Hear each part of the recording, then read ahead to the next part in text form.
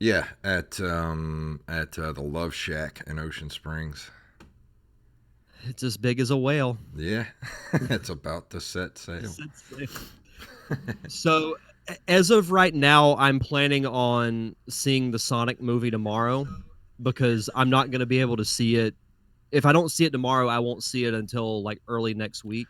Yeah, I don't. I'm probably not. I'm not going to get to see it tomorrow, so it'll probably be next week for me too. Okay. I had a thought. I wanted to run it by you because I'm going back and forth on it. What I might do is right after I see the movie, come back here and record a bonus show like we had discussed before that's Okay. really like spoiler heavy. Yeah. That and then we could talk about it again on the following show Okay. if you get to see it. I figure capitalize on like since it's just coming out, Yeah. capitalize on it. But I'm going back and forth on it. That works for me. But yeah, it'll probably be early next week before I can see it, or even Sunday, possibly. Yeah. I It's weird because I'm actually looking forward to it. Yeah, me too. I still haven't seen a lot of advertisement for it, so Yeah, it's the what pisses me off is that the AMC that's 2 blocks from my house, they haven't put out their schedule for movies tomorrow. really, Yeah, that's but weird. the old AMC that's been around since 2002 has already put it out. So it's like I have no doubt that the one near my house is going to be showing it, Yeah, but I don't understand why they don't just let people know. I don't know. It's really stupid. You said you put it But on either Facebook, huh? I'm about to. Oh, okay. I'm Yeah. gonna share it. All right. Share now. Then we Come can on. start. I've got There we everything go. good to go. How's the new computer running? It's great. I mean, I still haven't gotten everything running on the small one yet, but doing everything, all my browser stuff on the laptop and then doing everything else on the actual iMac is working out pretty well. The Mac seems to handle it a lot better, not having all That's that awesome. load. That's awesome. All But right. I'm pretty much good to go if you are. Yep. Let me close out Facebook. I've got all the tabs open. Yep. I am good to go. All right, here we go. In three, two, one. Do you like the show and you want to help support us? Do you want us to stay ad-free? Do you want extra episodes every month? Of course you do. Then head over to patreon.com/nerdcaveretro and become a Patreon supporter of this very show.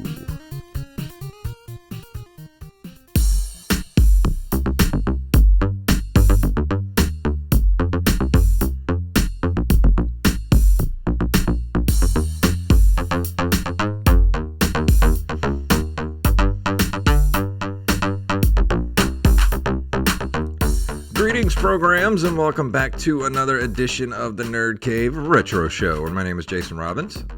And my name is Derek Diamond. So, how has your week been?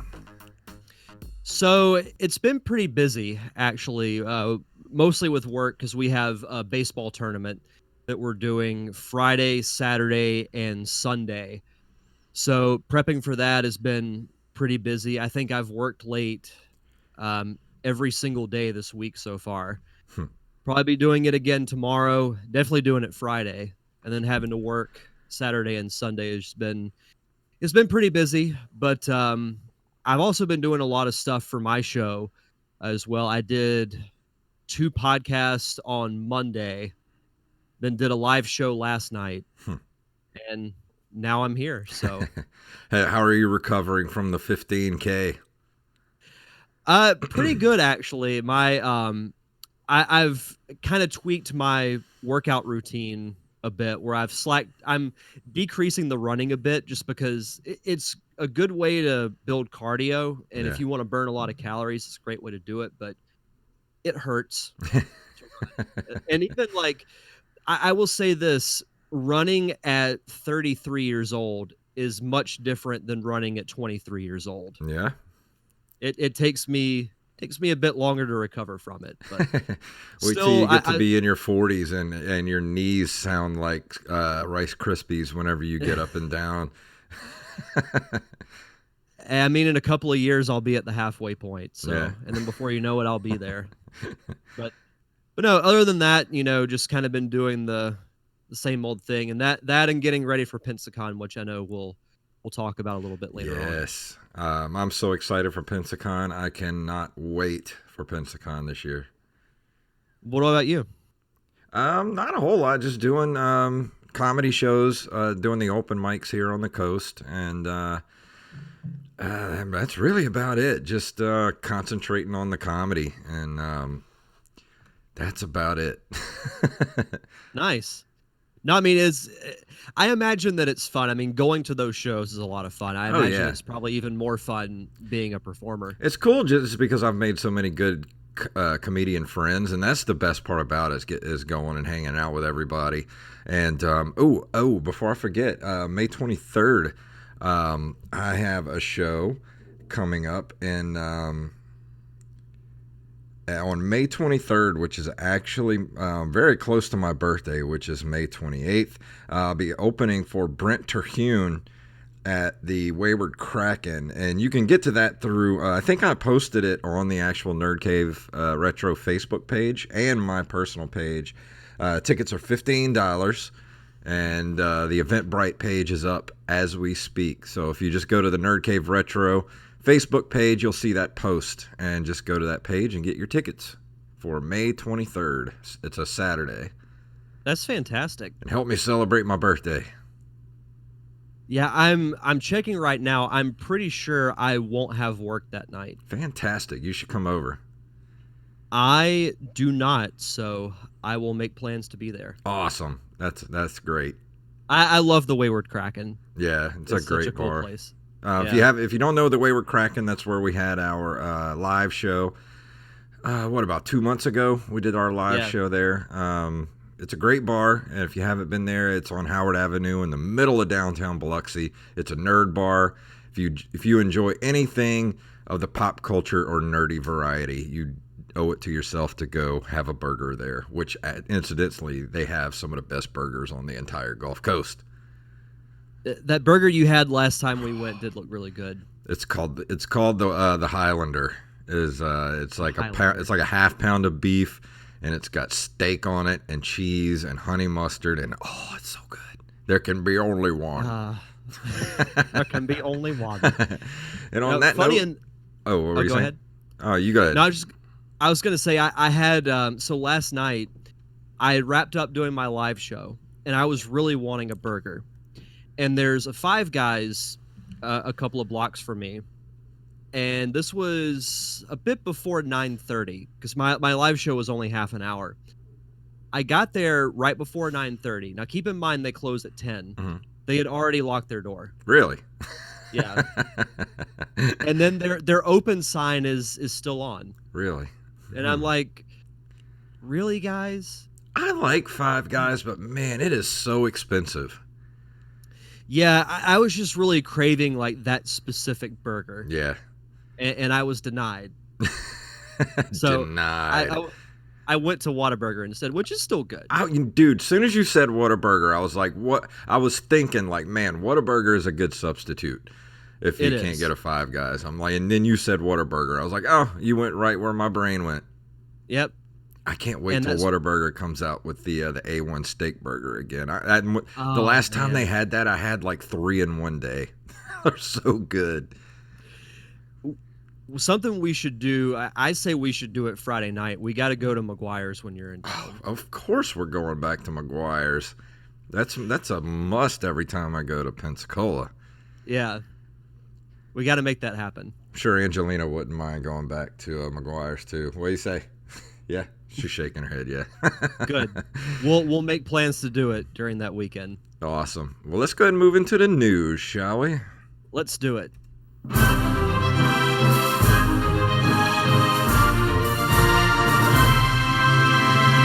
All All I have to say for this story is about damn time. This just dropped on Engadget 13 hours ago.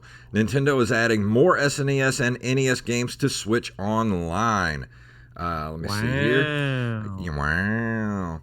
Your to-play list for Nintendo Switch may grow a bit longer now that Nintendo has announced the new games for subscription service. To start with, it's bringing more SNES and NES games on February 19th. Let's see. One of them is Konami's top view shoot 'em up game, Poppin' Twinbee. Let's see. The other is the 16-bit classic Smash Tennis. They're adding 2 NES titles to the service this month: Shadow of the Ninja, a classic side-scrolling action platformer, and the powerboat racing game Eliminator Boat Duel. Let's see. I think that's it for now. Let's see. Aside from the new Nintendo Switch editions, Nintendo has officially announced the release date for Pokemon Mystery Dungeon Rescue Team DX. The enhanced reimagining of the franchise's dungeon crawling spin-offs. And that will make its way to the Switch on March 6th for $60. Cool. You know what's crazy? I had a chance to buy Shadow of the Ninja, a cart of this at the flea market not too long ago, and I didn't get it, and I kicked myself ever since. How much was it? I don't even remember. It was like $10 or something like that. I gotcha. I mean, it's cool that they're adding stuff, but I mean, we've said it multiple times. You gotta, even if it's only once a month, Yeah. you gotta have a consistent schedule. Yep. Otherwise, people are just gonna stop caring. I mean, I tell people that when they're looking to start a podcast, I tell them that's one of the top things is you gotta be consistent. Yep. Because if you're not, people are gonna forget about you. Exactly. Like, I don't know how many people are actually paying attention to this and caring now at this point. I'll be honest, I'm in the group that doesn't. Yeah. I don't really think about the Switch Online stuff anymore because they never much updated. either. I don't either. It's sad because they had something really good that they could have done. Now, if they get back on a more regular schedule, I'll care. But this once every 6 to 8 months, they're like, oh, here's a game. Like that shit's just not working for me anymore. No, you gotta have some type of consistency. Yeah. And the thing is, like, they're sitting on a gold mine. I know. And what they had with the Wii Virtual Console was special. Like we talked about when they shut that down for the Wii. Why don't they just move that infrastructure over to the Switch? Yeah. How hard can it be? I am convinced now more than ever that Nintendo just hates money. They don't want money. That's all it is. They don't want money. It's a great business mentality to have. Yeah. Oh, geez. Maybe they'll learn one day. Maybe. But we'll see. So, kind of going off on Nintendo, keeping on the same subject line, from NintendoLife.com. And I did not know this, so this was very surprising. Reggie admits he did not own a GameCube when he applied for a job at Nintendo.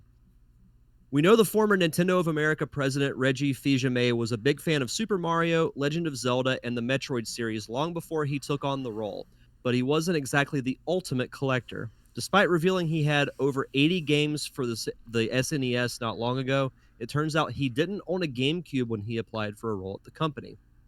He spoke on the Present Value podcast. He had mentioned, I knew Nintendo, I knew its franchises. I owned not only a SNES, but an N64. I'd owned a PS2, Xbox. They were all in my house. Interestingly, at the time I was interviewing with Nintendo, I did not own a GameCube. So as a consumer, I could see issues and opportunities. I could have a sense of where the needs were, not only from a sales and marketing perspective, which was the role I was being hired into, but just from an overall perspective.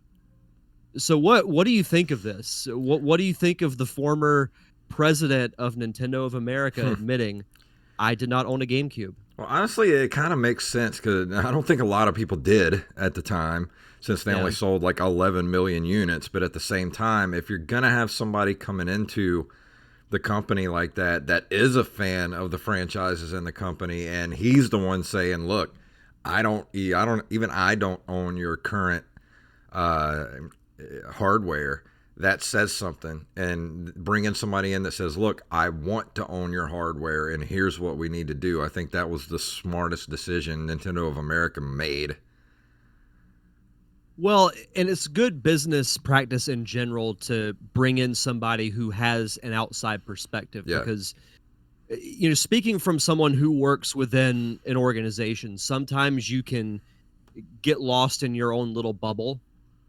So it's good to bring in an outside voice to be like, yeah, maybe what you guys are doing isn't that great. Yeah. So it's surprising, but it doesn't bother me. Yeah, me neither. I mean, That it makes sense. and I was from the day he was announced, I was a huge Reggie fan. Yeah. Because I don't know if you remember, but when he was announced, he came out and said, "I'm all about kicking ass Yeah.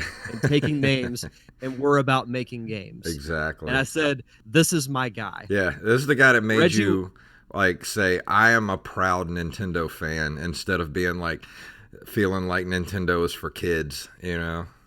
yeah. I wish Reggie was still around. Reggie Me was the too. man. I miss Reggie. Yeah, he was great. And for our next story, this is actually on bloodydisgusting.com.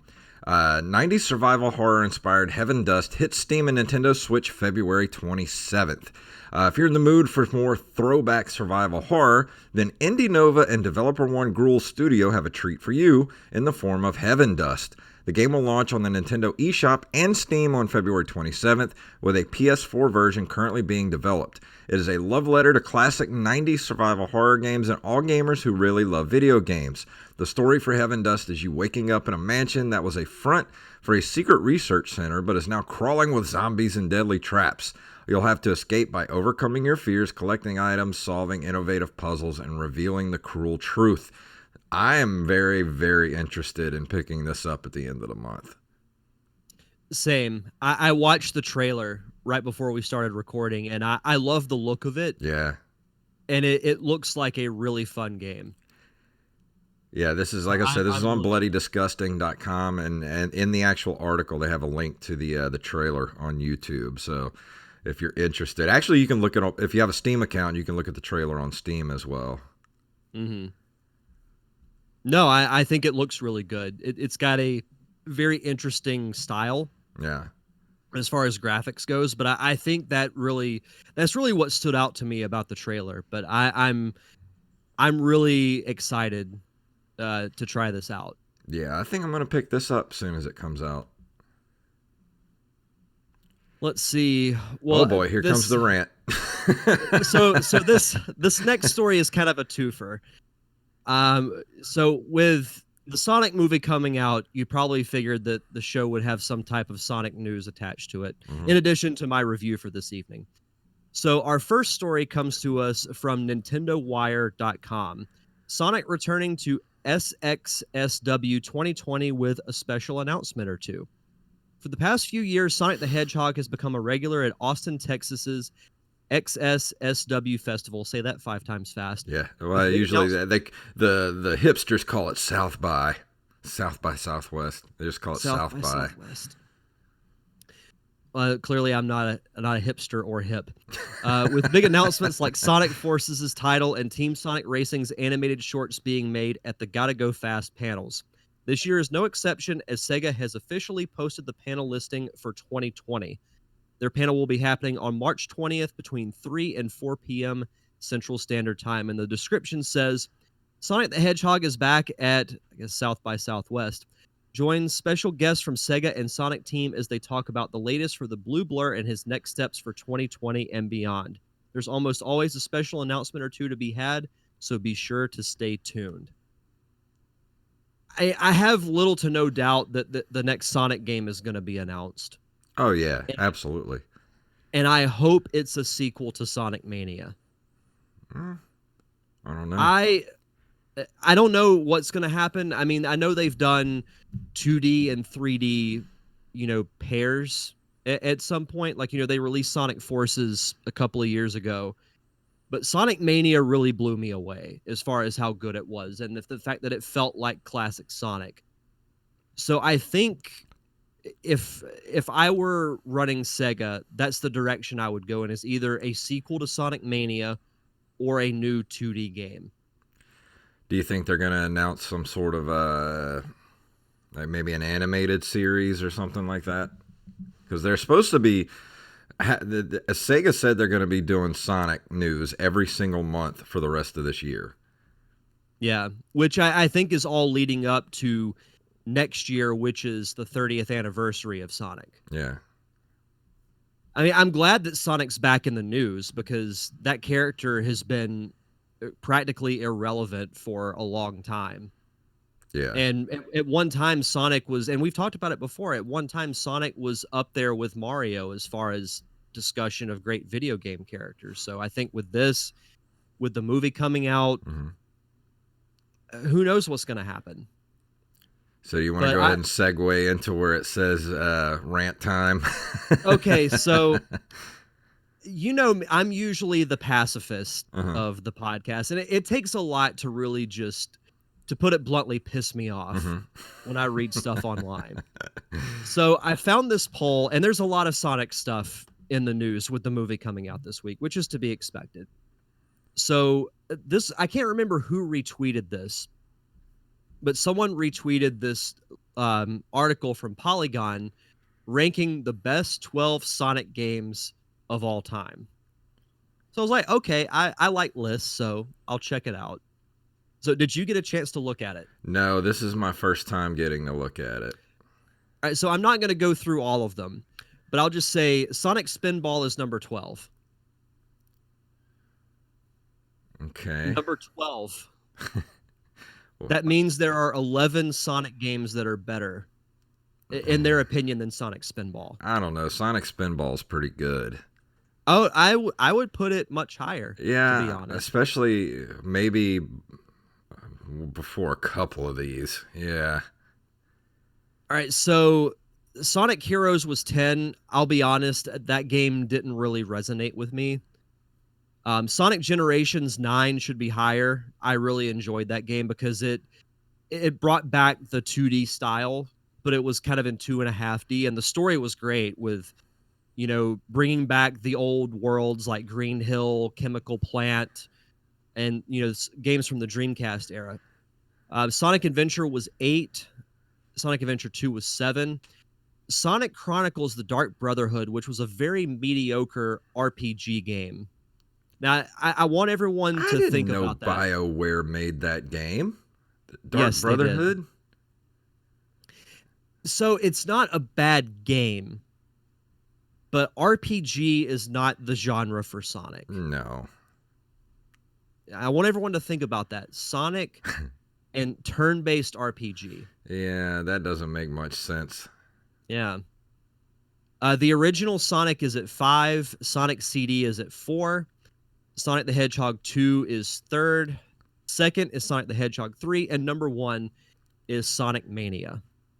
Now, I'm not going to knock Sonic Mania because I actually really like that game. It would probably be in my top 5. Okay. But to say that Sonic Chronicles is better than Sonic Adventure 2, Sonic Adventure 1, or Sonic Generations, and you would put Sonic Spinball number 12, I would say to myself, whoever wrote this article, are you freaking nuts?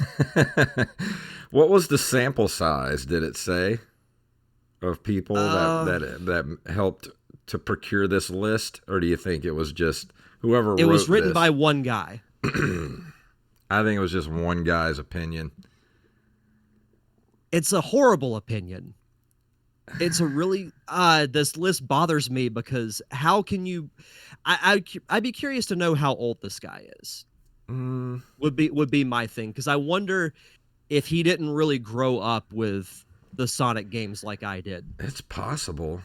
I mean, you're the younger I mean, it's kind of like the debate on how younger kids loved the prequels, but yet the older Star Wars fans hated them. It's like the younger you are when stuff comes out, the more you're going to like it than the older audience.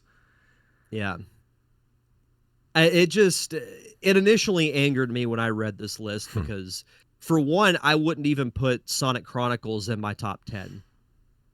Because For RPG games, it's not bad, but Sonic is just not the right genre for it. Yeah, this came out in 2008. Honestly, I don't even remember this game. I played it a little bit for the DS when it came out. Hmm. But I mean, real quick, if you were to put a gun to my head and tell me to list my top 5 Sonic games of all time, Sonic 2 would be number 1. Then I would probably put Sonic 3 number 2. Then Sonic Mania would be 3rd. Sonic Adventure would be 4th. And no, Sonic Generations would be 4th. Sonic Adventure 1 would be 5. I think you and a lot of people agree that Sonic 2 would be at the number 1 spot. That seems to be across the board everybody's favorite. It's still the perfect Sonic game. Yeah.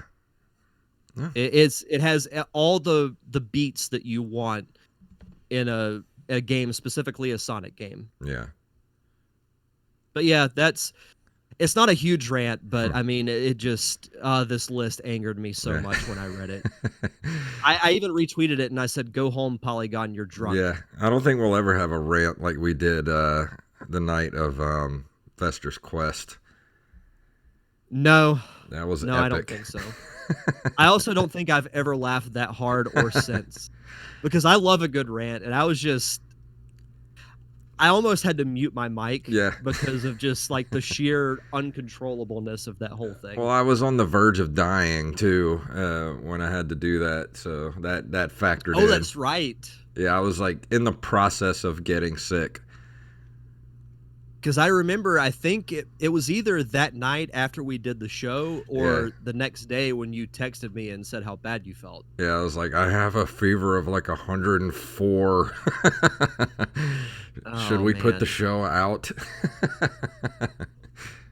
And I said, absolutely. Absolutely. Let's go ahead and move into this month in video game history, shall we? Yeah.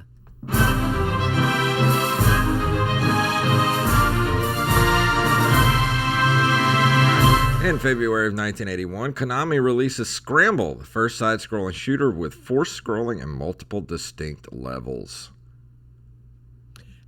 I did not play Scramble. I did not either. God, the cover art or the flyer, man, that looks like straight out of Tron. Yeah, it does. Almost looks like an Alex Ross painting. A little bit, yeah. That's cool. It's an interesting concept because, you know, I've mentioned it before, but I like doing this segment because in a way I learn about new things. Yeah. And some of the stuff we do is repetitive every year, but stuff like this, like I would have never known that a game named Scramble was the first side-scrolling shooter with forced scrolling and multiple levels. Makes me think of eggs. Yeah. That's I could actually go for some eggs. That does sound good. Breakfast for dinner? Mm-hmm. Brenner, yep. Love it. In February of 1986, Namco releases Sky Kid Deluxe, their first game to use a Yamaha YM2151 FM sound chip. Oh, I remember us talking about this for the past couple of years. Mm-hmm. Looks pretty simple. Yeah. Yeah, it doesn't look very complicated. No. And that's another thing, too, is I feel like we don't talk about a lot of tech stuff when it comes to video game history, but still, you know, a first game to use a certain sound chip is a pretty cool little fact. Yeah. Let's see. February 12th, 1987, Infocom releases Bureaucracy from the author Douglas Adams. And if we all know who Douglas Adams is, he did Hitchhiker's Guide to the Galaxy. Oh, that's right. I'm horrible with author names. But I remember us talking about this before because I recognized the cover. Yeah. Interesting. Yeah, the player is challenged to confront a long and complicated series of bureaucratic hurdles resulting from a recent change of address.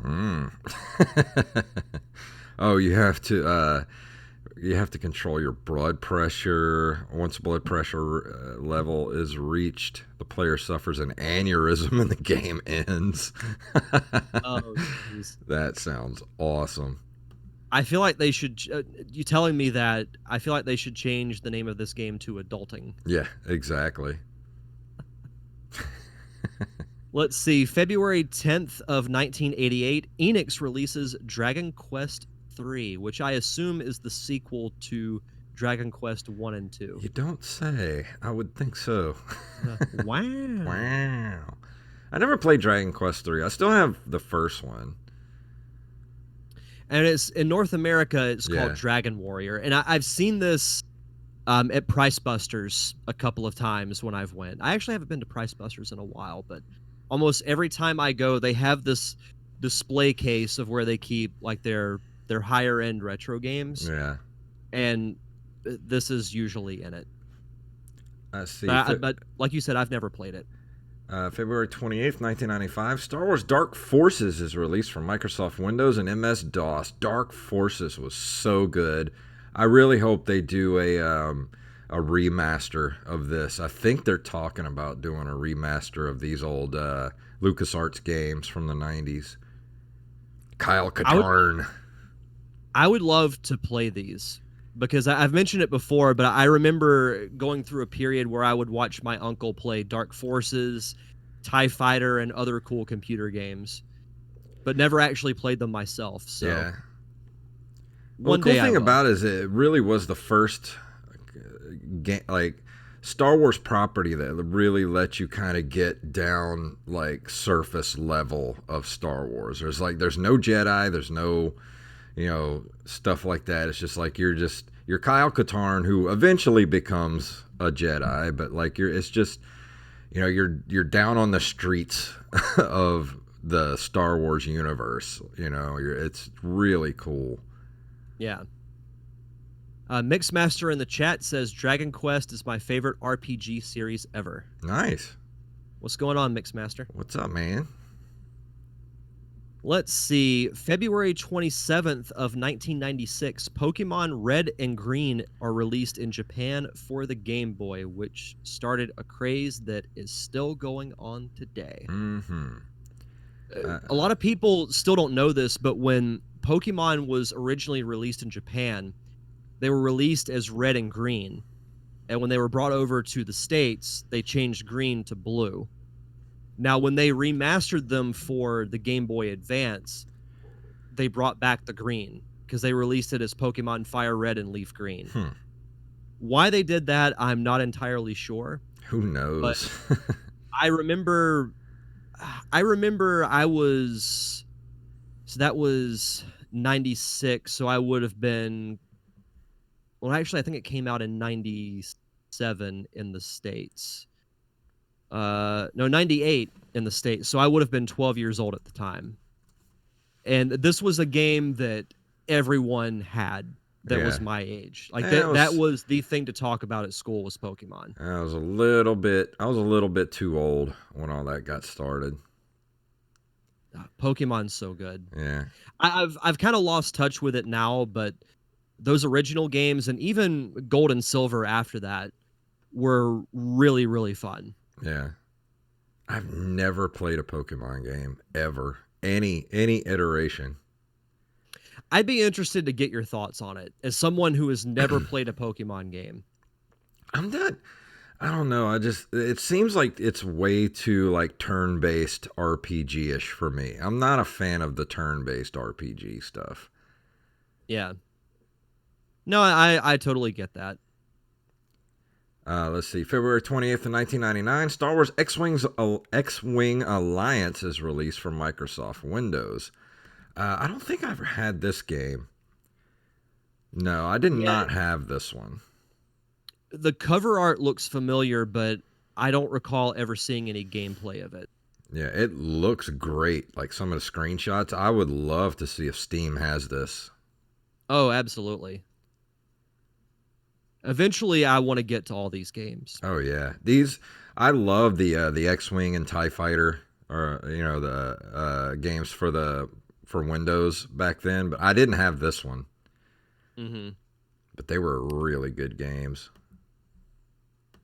And to close us out for this month in video game history, on February 4th, 2000, the first annual Dreamcast Championships were held featuring the Sonic Adventure video game. So I guess this was Sega's answer to the Nintendo World Yeah, Championships. 10 years too late. Yeah. Yeah, I feel like those tournaments were very much a thing that lived in the 90s. Yeah, yeah, Like early to mid 90s was the time frame yeah. for that. But we got some shout outs to do before we do the review for tonight. So, Derek, would you like to give some shout outs to our lovely Patreon subscribers? Sure. As always, we like to give a shout out to our awesome Patreon subscribers for keeping the lights on for us. This week, we'd like to give a shout out to Axblade07, John Jekyll, and Daniel Salmon. Thank you guys so much for your contribution. And if you want to join our fantastic Patreon, you can head over to patreon.com/nerdcaveretro. And tonight, Derek is going to be talking about...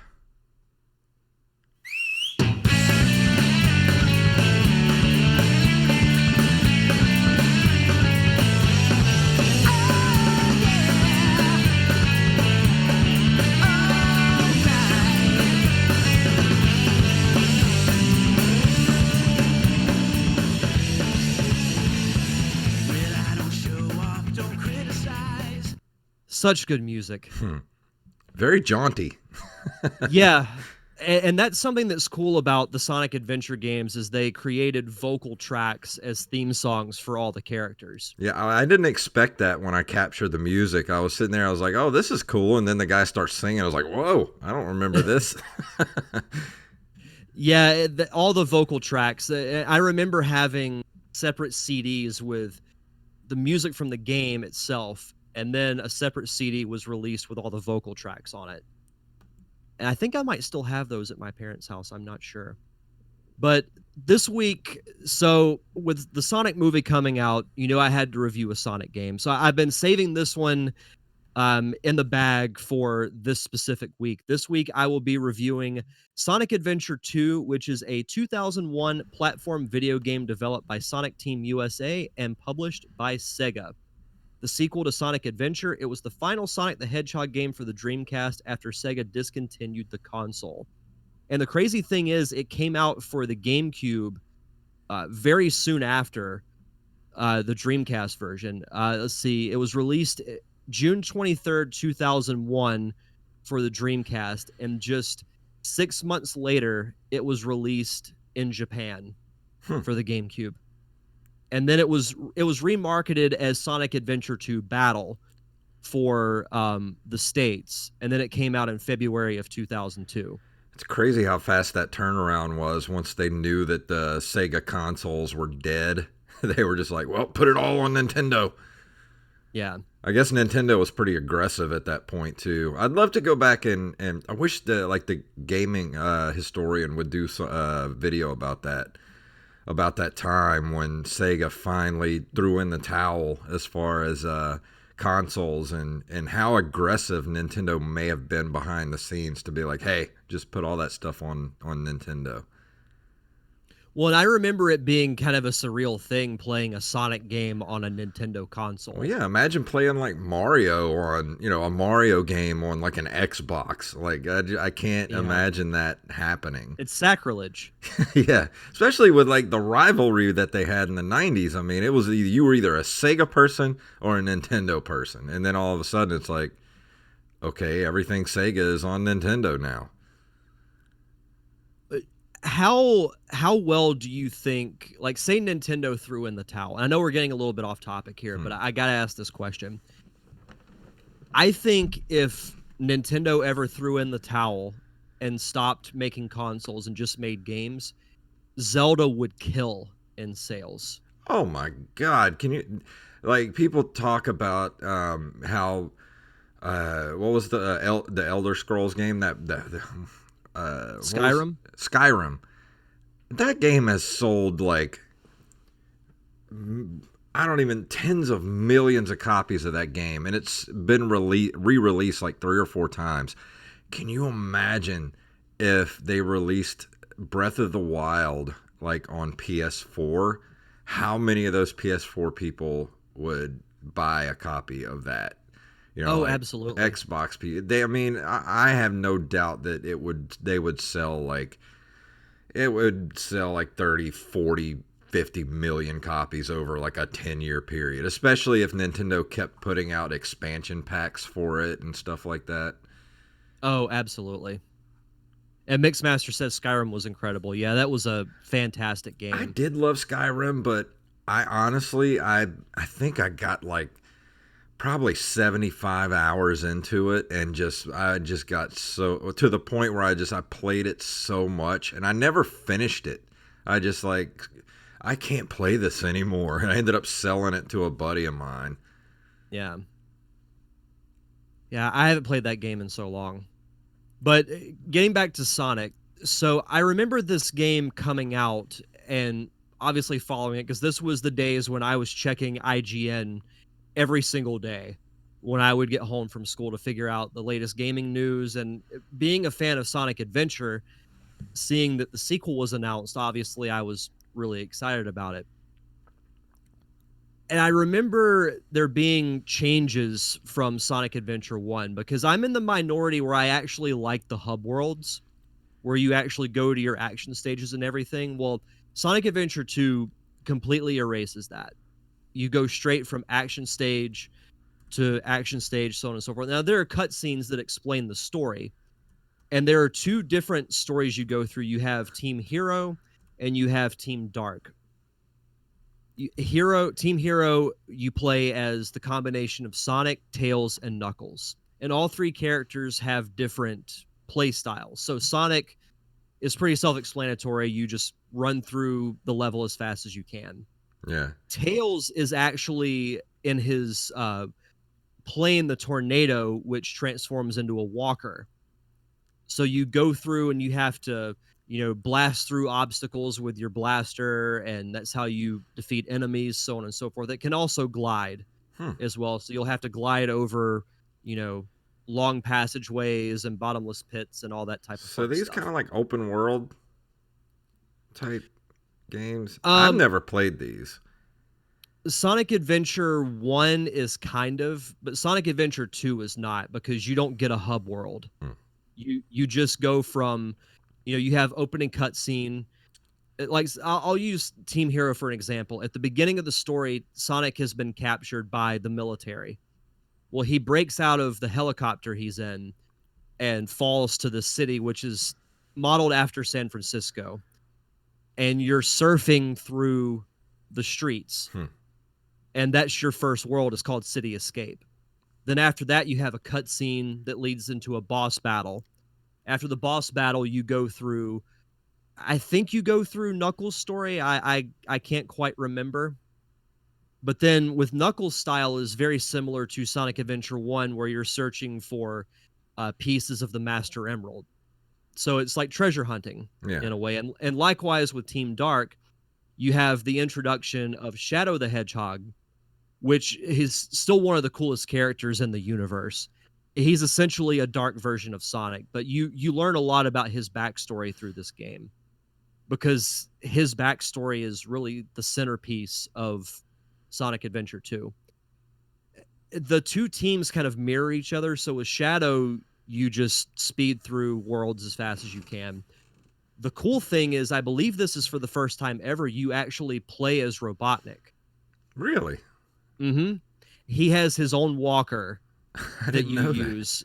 Yeah, and it's actually kind of surreal playing as Robotnik. And then you have another new character named Rouge the Bat, who is a treasure hunter who's fascinated with the Master Emerald and the Chaos Emerald. So her style of play is similar to Knuckles, where you're trying to find shards of the Master Emerald. So where'd you play this at? Did you play it on the GameCube? I did both. I did have a Dreamcast. I got Okay. Sonic Adventure 2 for that. And then later down the line, because Sonic Adventure 2 Battle did add a couple of new features that I got, later on down the line. But I Oh, did play this for its original Dreamcast run. oh, and going back to Skyrim for a second, Mixmaster said that he did 250 hours. Good lord. That's a lot of hours. Yeah, That's that's dedication, sir. you got golf clap for you, sir. Yep. As Mixmaster finishes his 250 hours on the Xbox. But yeah, so that's kind of the gameplay style of Sonic Adventure 2. It's cool in the sense that you're watching the story unfold and you don't have to travel through one hub world to another to get where you need to go. But I kind of like the freedom to just explore and play around and just kind of do whatever Yeah. with the hub world. But the story of this game is really what sells it. So Robotnik learns of a secret weapon called the Ultimate Life Form that was developed by his grandfather, Professor Gerald Robotnik, who also built this huge space station called Ark, which was essentially like a space colony that rotates, in orbit with the Earth. Robotnik breaks into the military base, which in the game the military is called Gun, and the weapon is Shadow the Hedgehog. You find out that he was genetically created Ah. by Robotnik's grandfather to be the ultimate life form, but you don't really learn about his mission until the very end of the game. And you get these flashbacks. So like Shadow remembers things as the game is progressing. And he also developed a friendship with Maria, who was Gerald Robotnik's granddaughter and Ivo Robotnik, or in this case, Eggman's cousin. You find out that the military infiltrated Ark and they murdered Maria they accidentally killed her. So then Gerald Robotnik is captured and is put in prison, and when he finds out what happens to his granddaughter, he loses his mind. And he develops this program for the Ark colony because there's actually a secret gun called the Eclipse Cannon with enough power to blow up the Earth. But it takes the power of the Chaos Emeralds to power it. So you have these two groups, one who's trying to stop it and the other who's trying to make it happen. So playing as the villain is always kind of intriguing to me because Yeah. your So is your Shadow a mission villain? Is Shadow the Hedgehog a villain? Or is he sort of an anti hero? he starts as a villain but becomes essentially an anti-hero. Because I was reading a little bit of the plot here, and at the very end, how he kind of teams up with Sonic and Knuckles to Mm-hmm. um, use Well, the emeralds to transform into their super forms, and then defeating the final hazard and using the chaos control to teleport the Ark back into stable orbit. mm-hmm. Which spoilers, Shadow loses his superpower and falls to the earth. So you're under the assumption that he's dead, but he does come back. He actually got his own game, I which remember is that. Yeah, I do remember mhm, that. Well, so which was was that on? Let's see. Was that on GameCube as well? yep, it was one that was on GameCube, PS2, and Xbox. Oh, okay. Yeah, I do remember that being on PS2 as well, but I never played that.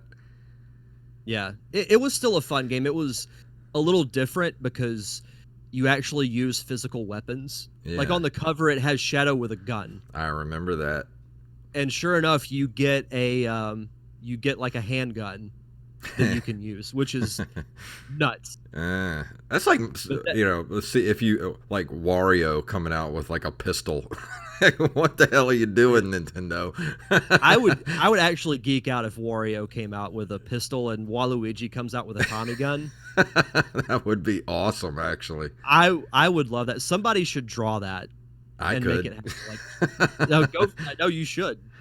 You absolutely should. So the story of this game to me was the selling point because you get a cool new character, you get his backstory. You also get some backstory and inspiration for Robotnik because he reveals that his grandfather was the inspiration for him becoming a scientist. And then, of course, then he becomes a power-hungry villain. Yeah. But, but As you do when you're a mad scientist. yeah. And I will say, for anyone who hasn't watched it yet, there's a video on YouTube of Jim Carrey explaining the Robotnik character, and he explains Robotnik better than any of the video games have. He did a deep dive on the the psychological analysis of Robotnik, creating the character. But to me, it showed that he actually enjoyed that role and wanted to make it good. Yeah. I'm interested to see how it's going to turn out. I think it's going to be better than people are expecting. I think so. And do I expect it to be a great movie as far as critical accolades? And do I think it's going to be my favorite movie of the year? No. But if it's a fun 90-minute ride that takes me back to the 90s, I'm perfectly okay with that. That's all I want. I want a good popcorn fun. I did look, and the movie's just over an hour and a half, which is what I expect. Is there an Rotten Tomatoes score yet? I haven't looked. Let me look up Rotten Tomatoes. But another thing I wanted to talk about for this review, and I've touched on it for every Sonic game I think that I've reviewed, is the music. And the music is really, really cool in this game. It's a combination of cool instrumentals, but there are also some vocal tracks as well. The most popular one, I believe, as far as in-game goes, is Escape from the City, which is City Escape's theme. And there was a remix done for Sonic Generations that I think I actually like better. But it just has this upbeat guitar with cool lyrics that don't take away from the experience of playing the game. It actually goes very well with it. But the interesting thing, and I wasn't quite sure what to think when this was introduced, but they gave hip-hop tracks to all the Knuckles levels. With vocals and all that actually describe the world that you're in. That's cool. So, for example, there's one called Pumpkin Hill, which is essentially Knuckles gliding from mountaintop to mountaintop that are all topped with jack-o'-lanterns. And in the world, there are ghosts and other types of supernatural beings that you have to avoid. But in the background, there's this nice, chill, the chill 80s to early 90s hip-hop that was released around that time. It's like that, but with some really smooth lyrics, and it's rapping about Knuckles at Pumpkin Hill. That's cool. But initially I was like, I don't know what to think of this. But I've gone back and I've been listening to the soundtrack over the last couple of days, and I actually really like the tracks. I've found myself, when I go to work, I will listen to the Sonic soundtracks. That's how good the music is. Dude, I love video game soundtracks. I love listening to Halo, the Halo soundtrack still to this day. Truth and Reconciliation Suite is still one of my favorite pieces of all time as far as game soundtracks go. The opening Halo theme with that choir, oh my god. Yeah. So freaking great. Oh, and there is no score yet for Sonic the Hedgehog on Rotten Tomatoes. Interesting. I've been honestly avoiding as much as possible about this movie. I've seen a couple of things on Twitter with just people's instant thoughts on it, but I haven't read any type of an in-depth review. Oh, and Mixmaster says we should play the Pumpkin Hill music. Yeah, I wish I could. It's kind of cool. It's a guilty pleasure thing for me, is that music. Yeah, let's see. But I was trying to look up at some of that. They got a lot of people that was on this soundtrack, a lot of vocalists. But I mean, I don't know who they are, but the most prominent would be Crush 40, because they did a lot of the Sonic themes around that time. They did Open Your Heart for Sonic Adventure 1, Live and Learn for Sonic Adventure 2.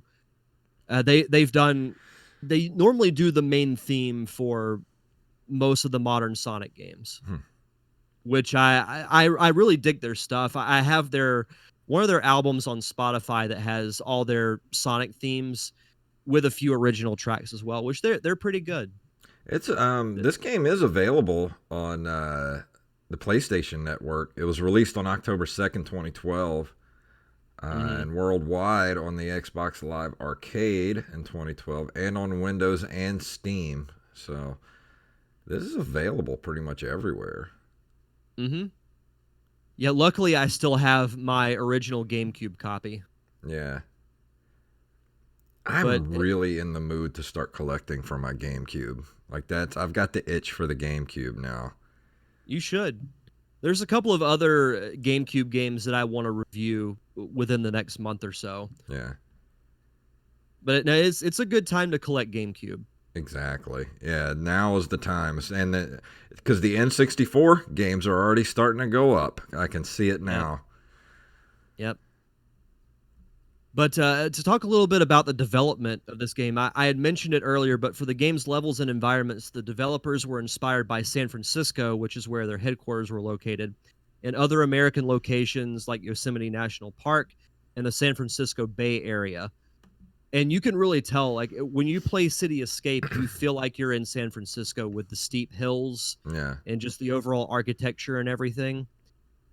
I like that they used real life locations as inspirations, and the graphics for this game still hold up pretty well. You know, like to me Sonic has that kind of a distinct look where you can look at a background and you can tell that it's from a Sonic game. Yeah.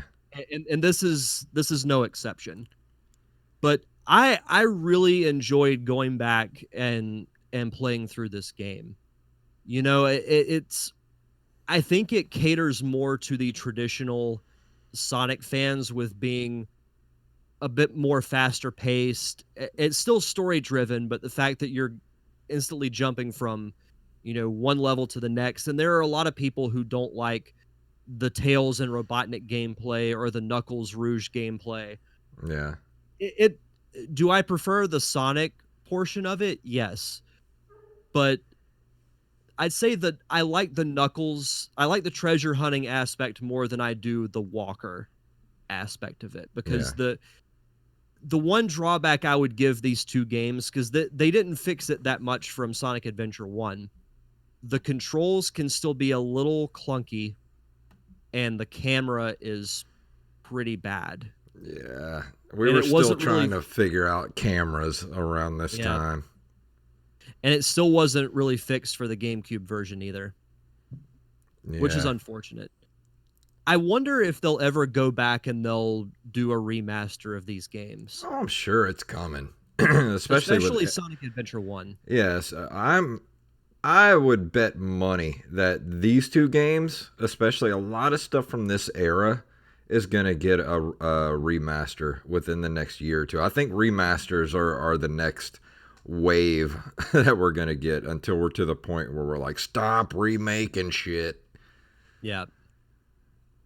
Yeah, probably. Yeah, we talked about that when we did our live Mhm. show a couple of months ago. Yeah, I think with ever since Resident Evil 2, I think they realized like, man, there is a market for this stuff. So, and a lot of these games still hold up, but people haven't played them, or people that did play them want to go back and replay it with updated graphics and music and stuff. So now, especially now, when all this particular stuff that is just hitting the 2 decade mark, because this was early 2000s, around this time was when we were really starting to get the hang of 3D worlds, and not like and not that I don't want to hate on the N64, but everything was kind of janky at the Yeah. N64 era. I think once you hit the GameCube, you can really see that everything was like, all right, here's where we're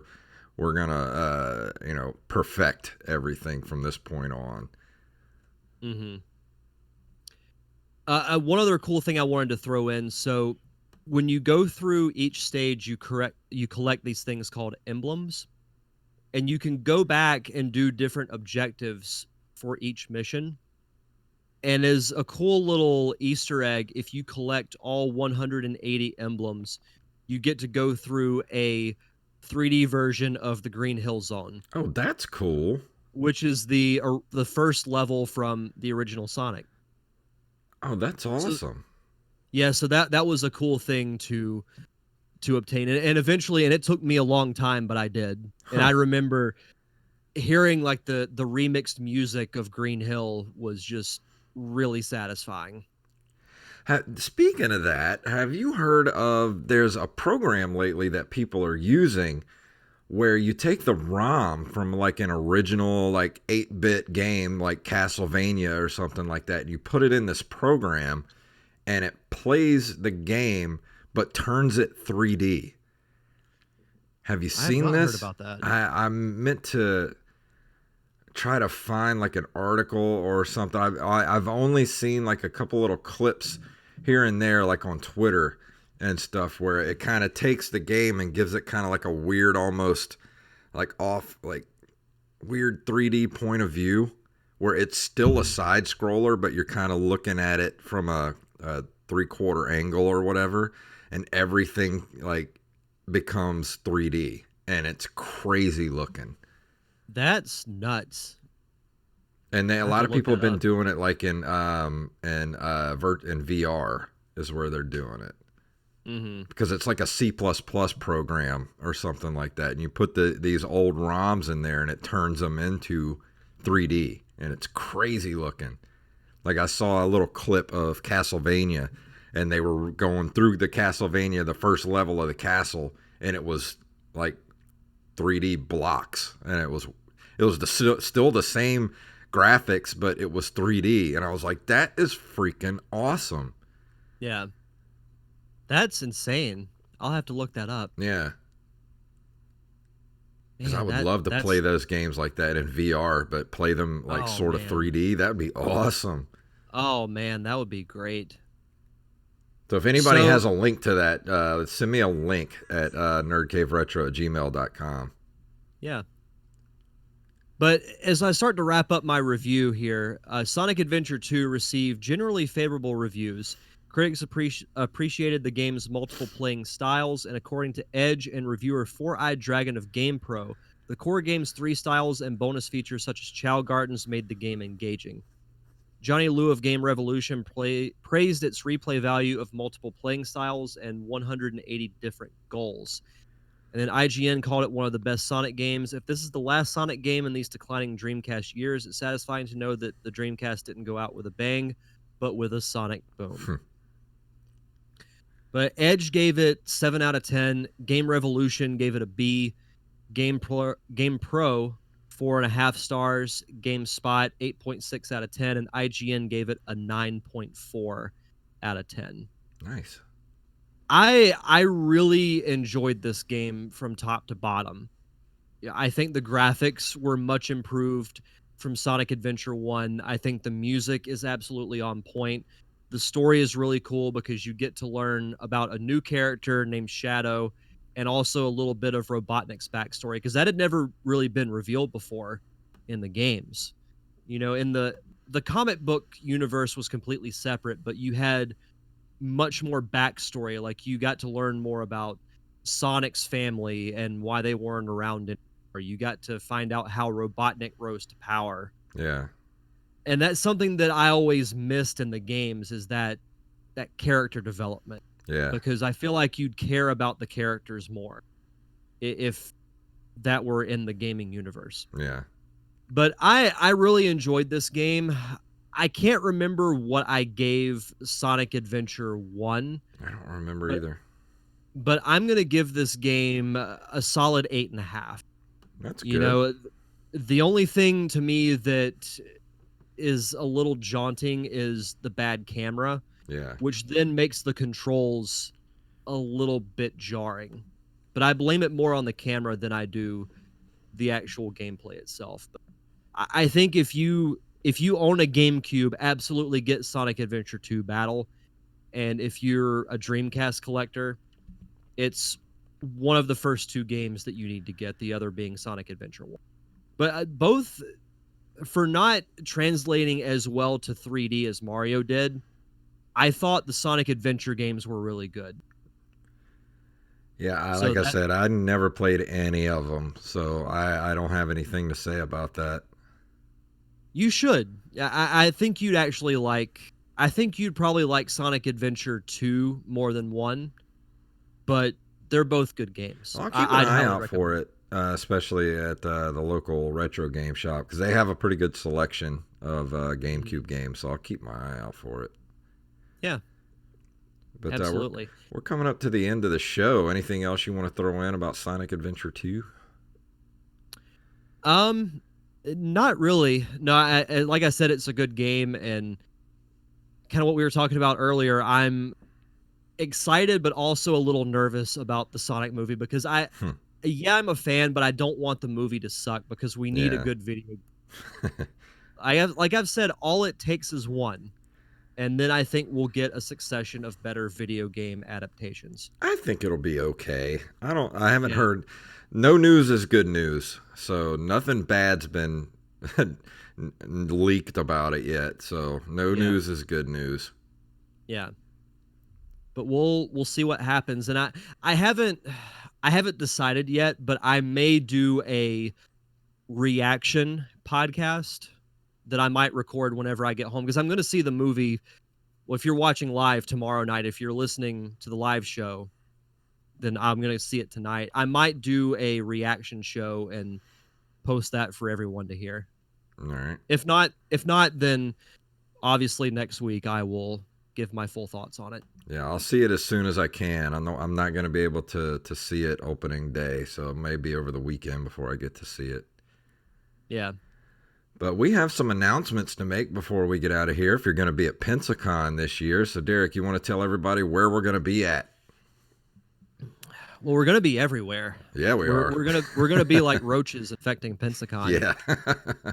So the two panels, and there are more that both Jason and I are going to be on that I'll announce full panels next week, but the for Nerd Cave Retro, we will be doing a special Mario Brothers panel on Sunday, March 1st at 11 a.m. at the Pensacola Grand Hotel, which is right across the street from the Bay Center in room B. Mhm. So it'll be myself, Jason, and Wally talking about our favorite Mario games, the impact that Mario's had on the video game culture, and for those who are there, we'll take questions, ask people what their favorite Mario games were, and we'll be celebrating everybody's favorite Italian plum, Yes. which I'm really excited about. And the panel that I am, oh my God, I can't wait for this. One word, prime time. Yes, We prime are time, in baby. prime time at Pensacon. Defending Bad Movies is back. Defending Bad Movies 2, The Revenge specifically, will be held in the same room, Grand Hotel Room B, Saturday night, February 29th. This panel is so special that they had to put it on a day that only comes around every 4 years. And it's going to be at 6:30 p.m. So it'll be myself moderating. Jason will be on the panel. Wally will be back. Hopefully Julio Diaz will be joining us as well. I know he's actually a Pensacon admin, so I know if his schedule allows, he will be there. Hopefully, so And if you we'll missed see. it last year, I mean, we are in prime time Pensacon at Yes, 6:30. There's no reason in the world that you have to miss this panel. It was so good last year that we got put in prime time. yes, prime time, baby. Yeah, I can't wait. That's going to be so fun. And if you want to know what defending bad movies is like, you can go to the archives of the Derek Diamond Experience and check out last year's defending bad movies. And this panel will obviously be recorded as well as Mhm. far as several other ones that we'll be releasing on both my show and the show as well. And we had a warm up panel at the comedy fest this year for defending bad comedies. So we're going to be Yeah. on fire this year for defending bad movies. I'm going to go ahead and tell you Freddy Got Fingered is going to go back in the hat. Oh Lord. Yikes. But it's going to be a lot of fun, And for those who will be in Pensacola, Pensacon is February 28th through March 1st at the Pensacola Bay Center, which is right outside of downtown Pensacola, well, pretty much in downtown Pensacola. But a lot of the panels will be held in outside venues, including the Rex Theater, PLT, Pensacola Little Theater, the Sanger Theater, so many other places. Like the whole downtown really nerds out for Pensacon, which is really exciting to see as someone who's lived here for all 33 Yeah. years of my life. Well, if you're a listener of the show and you don't live anywhere near here and you're looking for a good con to go to, Pensacon is probably one of your better conventions to go to because the whole city is involved. So Yeah. if you're on the fence about going, it's actually not that expensive to get a hotel that's pretty close. Like I got a hotel that's less than a mile, or about a mile away from the convention center, and it was $100 for 2 nights. So You if can't you're, beat that. you can't beat that, and plus there's plenty of places to eat, that are not that expensive. So if you want to come to Pensacon, this is the year to do it because there's a lot of great guests, a lot of cool panels. 3 days, it's awesome. So just even the airport, as soon as you step off the plane in the airport, it's turned into the galactic The intergalactic airport. yeah, the intergalactic airport. So the whole city's involved. If you've never been, this is the year to do it. Yeah. And I do want to throw this in as far as a personal note for me. And I posted this on Facebook earlier. So ever since I was a kid, ever since, I've been a wrestling fan since I was 12 years old. If you gave me a list of 5 wrestlers to meet, one of them, not only am I going to get to meet them finally after, being a fan of theirs for 20 plus years, but I get to moderate Diamond Dallas Page's panel, which That's I'm really excited for because it's not just I'm the fact jelly. that it's not just the fact that I was a fan, but doing his yoga program has honestly helped me get in better shape, both physically and mentally. Oh, don't forget, I need to get that from you. Yep. On that I've got weekend. the DVDs all in like a little packet So that I'll hopefully, get you you. doing that panel, I might get to meet him too. Yeah, Maybe we can get absolutely. a video of him giving me the diamond cutter for TikTok or something like that. Dude, so he's in his mid 60s, early to mid 60s. I can't remember his exact age. He actually wrestled on AEW a few weeks ago, It's crazy. and he looked fantastic. He has wrestled in, let's see, I think 5 different decades. That's He had nuts. he had one match in the 70s, a handful in the 80s, and then the 90s obviously is when he became a huge name, into the early 2000s, and I think he had one match in 2010 before he fully retired, and then he came out of retirement a few weeks ago for AEW. Dude, He actually dove off the top rope onto a crowd of people, and I'm like, you are nuts, old man.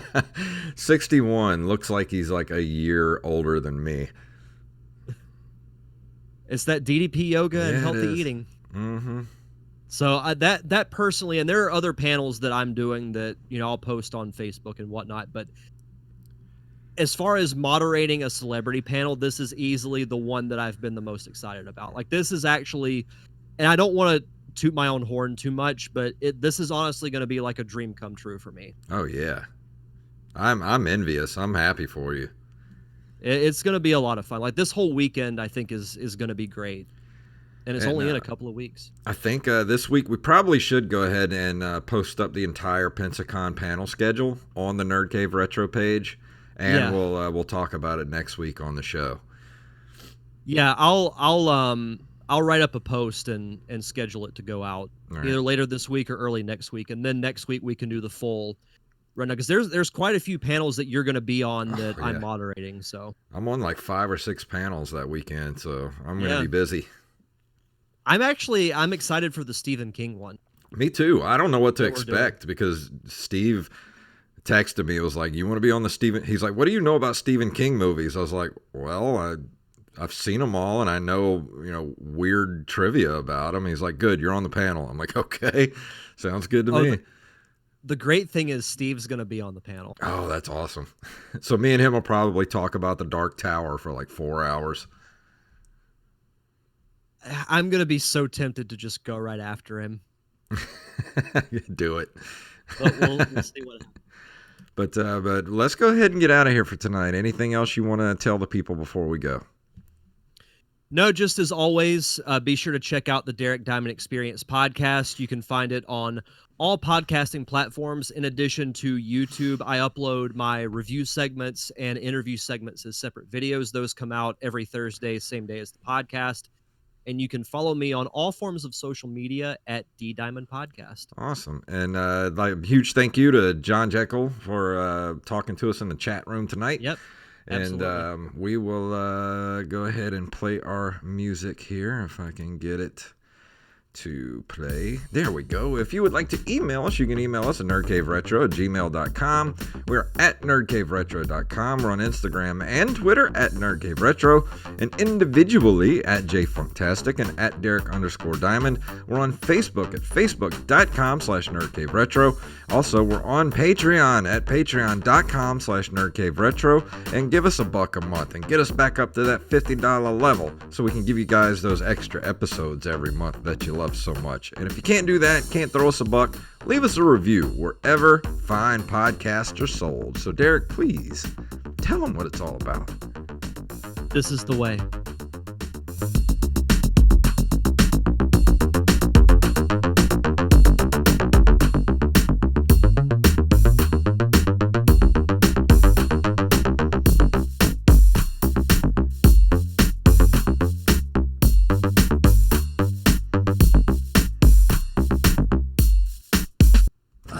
Spoken.